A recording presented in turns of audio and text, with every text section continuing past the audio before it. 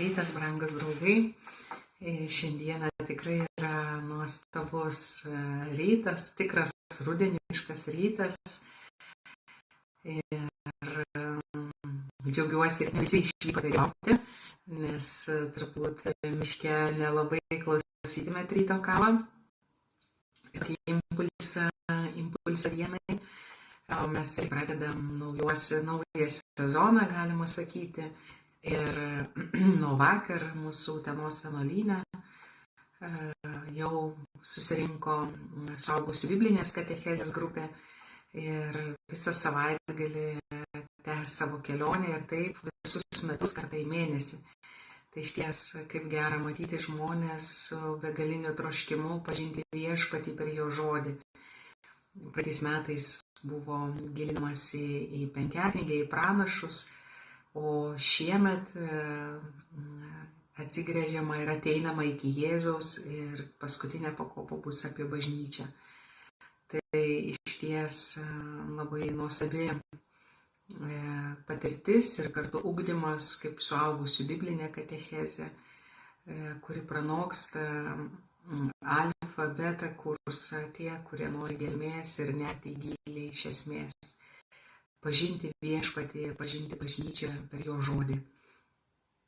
Tai dar kartą jūs visus sveikinam iš mūsų Dievo apvaizdos seserų vienuolyno Utenoje ir džiaugiamės, kad galim kartu su jumis keliauti kelionę. Tai dar kartą visiems labas rytas ir Elva, ir Rasa, ir Dovilė, ir Lina, ir Vaida, ir daugelis kitų. Tai šiandieną važiuodama į turgų trumpam buvau bulvių nuvykus daug grupės ir prisiminiau, taigi ryto kava. Tai labai gerai, kad taip prisibeldžia šventoji dvasia ir primena, kad 9 val. Ryto kava. Dar kartą Nijolė, labas rytas, Donalda. Tai šiandienos Evangelija, kurią ir mes mąstėm su žmonėmis, kartu meditavome, tai iš tikrųjų labai stipriai yra šiandieninė kankinė taip pat. Tai ant ko stovi mūsų pastatas, ant smėlio ar ant uolos ir koks būna jo griuvimas. Jeigu jis stovi ant smėlio, iškilus pavojams ar audroms, jo griuvimas būna smarkus.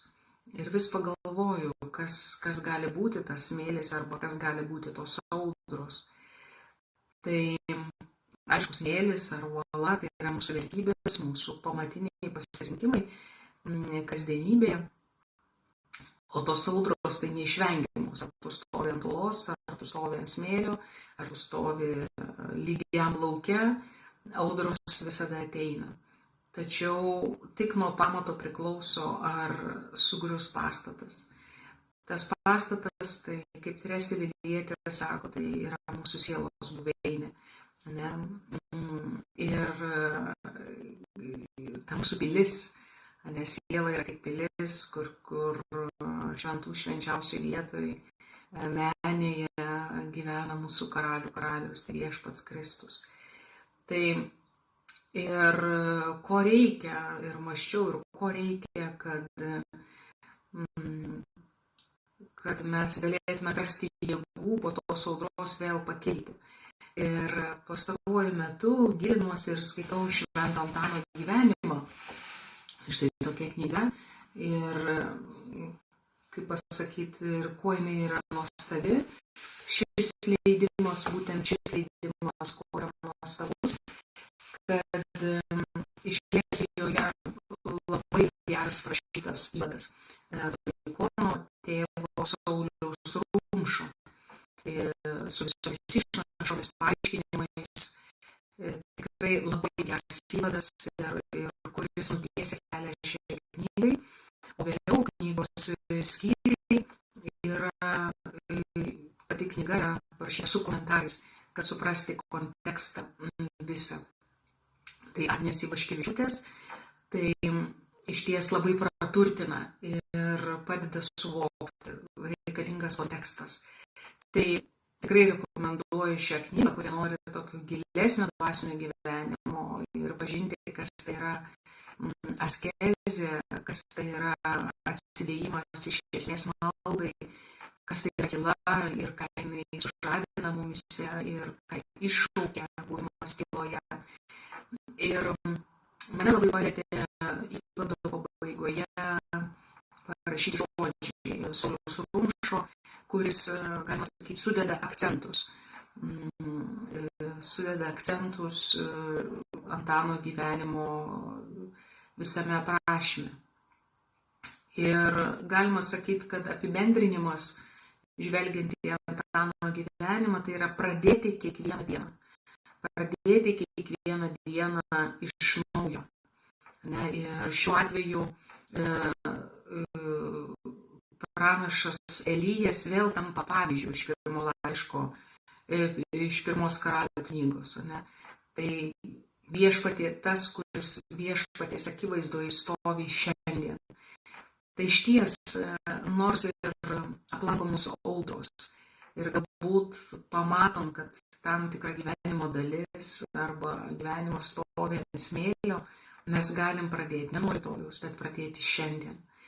Tai ir piktasis visada sako, atidėk rytoj. Tai išties, ką galiu padaryti šiandien, tą turiu padaryti dėl tų aukštesniųjų vertybių. Ir jeigu aš pastebiu, kad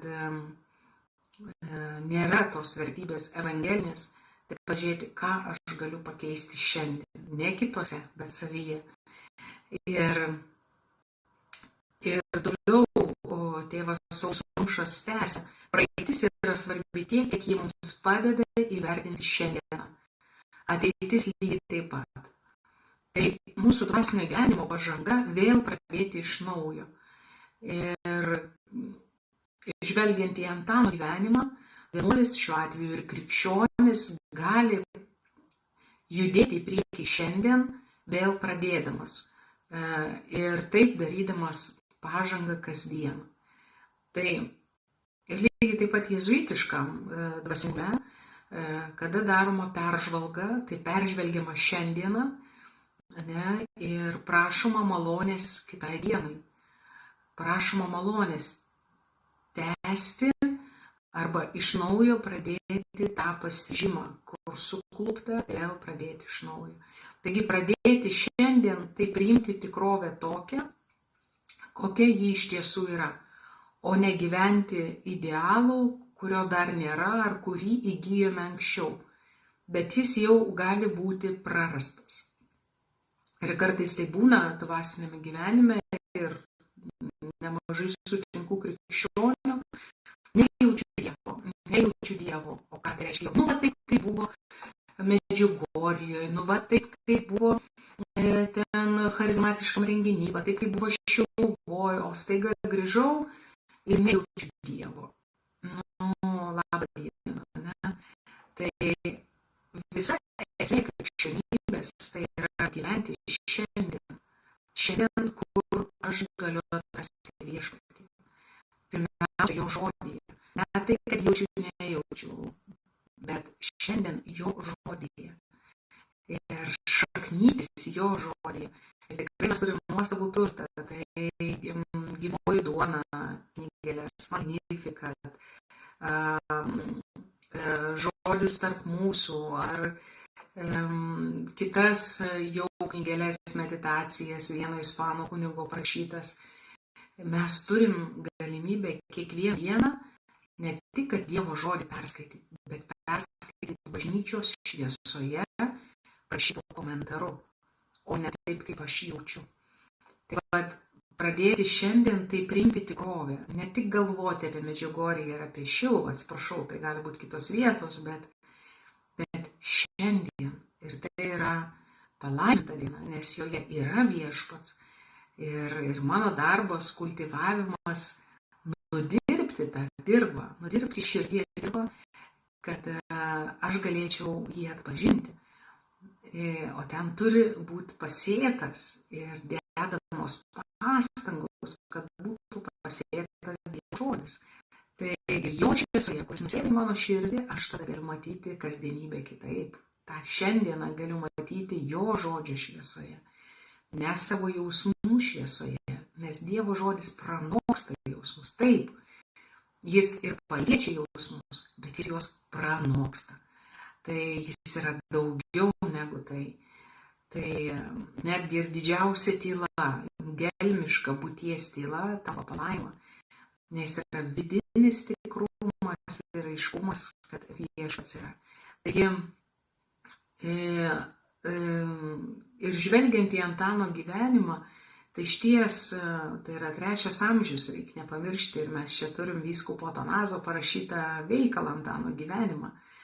Ne šiaip kažką tai, ar ne, ir jis yra tai, ką bažnyčia gręžiasi amžiai iš amžių, kalbėdami apie vienuolinį gyvenimą, apie tikro krikščionio gyvenimą ir kurio aprašymo mes turime. Tai vyskupas aprašė Antano gyvenimą. Tai iš tikrųjų Antano gyvenimas, tai galima sakyti, yra vienybės su Dievu liudijimas. Ir tai yra parodoma išskirtinė dvasinio gyvenimo kokybė ir kartu parodoma, kai atsidedama dvasiniam gyvenimui, kokios kovos laukia žmogaus ir kaip atsiveria aistros, kur mes ieškom pasitenkinimo ir malonumo. Netgi pasitenkinimo ir malonumo ieškome maldoje. Ar aš galiu pasakyti ramiai, man užtenka Dieve, kad tu esi, tas vidinis suvokimas. Va taip ramiai paklausim savęs akimirksniu. Dieve, aš vidinį suvokimą ir tikrumą turiu, kad tu esi. Man nieko daugiau nereikia. Ar tikrai?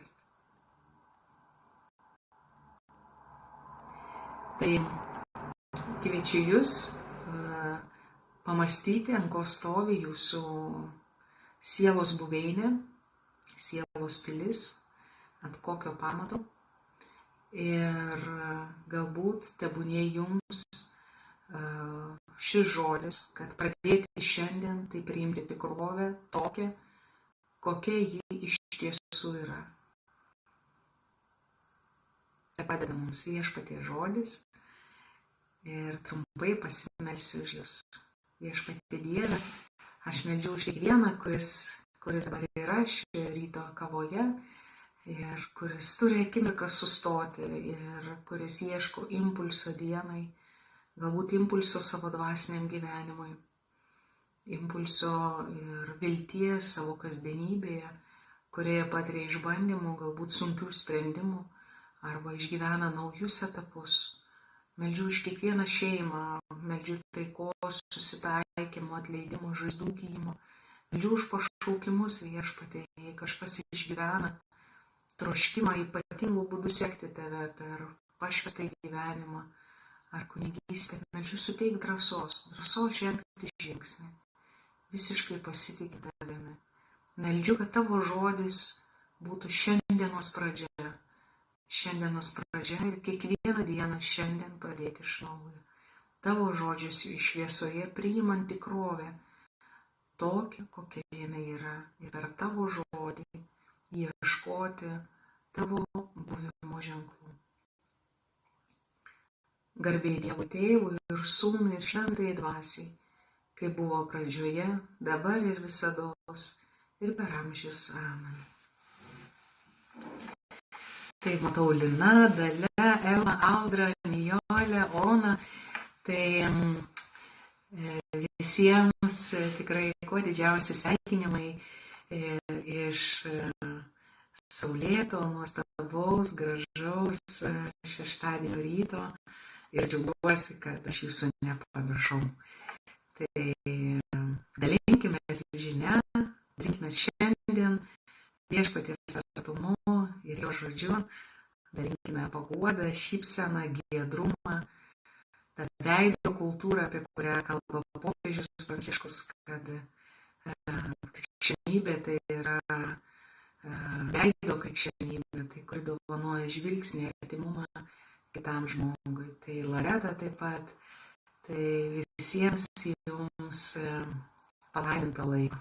Sudie. Skanios kavos.